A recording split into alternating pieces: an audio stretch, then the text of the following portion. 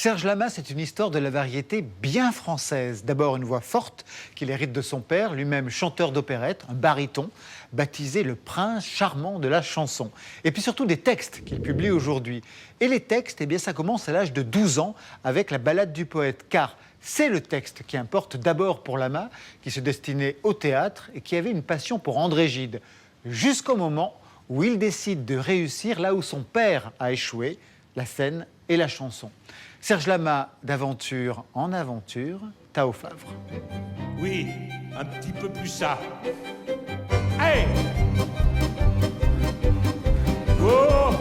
L'année dernière, il faisait salle comble pour la tournée de ses 70 ans et de ses 50 ans de carrière.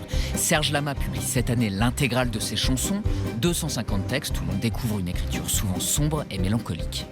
Je ne rêve plus, je ne fume plus, je n'ai même plus d'histoire. L'écriture, c'est un exutoire à l'ennui, parce que je suis quelqu'un qui porte un ennui profond depuis que je suis tout petit. Je ne sais pas d'où il vient, il est métaphysique. C'est grâce à l'écriture que je me suis sauvé de ce qu'on appelle aujourd'hui la dépression ou autrefois la neurasthénie. J'avais vraiment besoin de ça. Serge Lama en nomme deux paroles donc. Portrait en chanson, les siennes et celles des autres.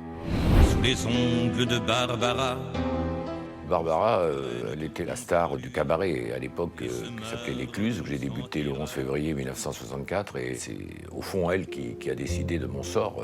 Moi, je l'ai regardée chanter tous les soirs et j'étais en admiration devant elle. J'ai écrit une chanson qui s'appelle L'orgue de Barbara, où j'évoquais tous les univers qu'il pouvait y avoir à l'intérieur de l'esprit de cette femme. Et les vagues roulent des mots lorsque le doux roulis s'avance des cadences de Barbara. Parce que chez ces gens-là, monsieur...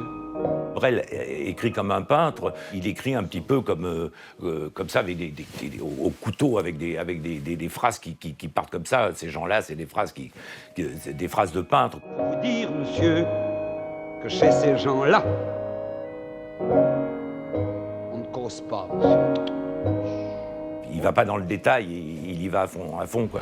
Ah, putain de toi. Brassens, c'est le seul auteur pour lequel j'ai vraiment une admiration inconditionnelle. Une chanson comme Putain de toi, en 53-54, aujourd'hui, il pourrait pas la sortir, parce qu'il y aurait les mouvements féministes qui lui tomberaient dessus. Le comble enfin misérable salope, comme il ne restait plus rien dans le garde-manger. C'est un auteur du XVe siècle, Brassens. Il le revendique d'ailleurs. C'est un auteur on peut très bien mettre du Brassens à la suite de Rudebeuf, de Villon. Et le style de Brassens colle complètement avec cette époque-là. Je suis venu te dire que je m'en vais. Il a compris tout de suite que la publicité étant là, il fallait écrire des chansons courtes et à la fin, ça arrivait à être finalement un couplet, un refrain qui était le même.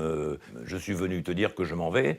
Il répète quasiment les mêmes mots pendant 4 minutes. Comme dit si bien Verlaine, au vent mauvais.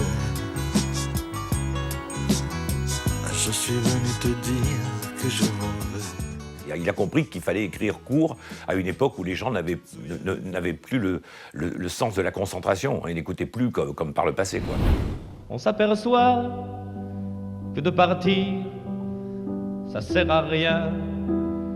C'est une chanson qui définit tous les thèmes que je vais parcourir tout au long de ma vie. Il y a le couple, il y a l'amitié, et il y a la solitude, et puis il y a la fin où on se regarde dans le miroir, et puis où finalement on se dit qu'est-ce que je fais de ma vie, quoi. Et c'est incroyable d'avoir écrit ça à 23 ans. D'ailleurs, mon impresario voulait pas que je la chante parce qu'il me disait tous les gens au-delà de 60 ans vont se suicider. On vous dit toujours de faire ce que le public demande, mais moi je voulais faire ce que j'avais envie de faire, quoi. On découvre l'amour, on lui cède la place, mais il fait la valise avant qu'on ait compris. Et puis, on s'aperçoit... On prend le large, direction le Grand Nord, l'Islande, l'autre pays de la musique pop-électro. Parce que oui, il y a une Island Touch. Alors bien sûr, elle est incarnée par les inventions musicales de Björk, par ses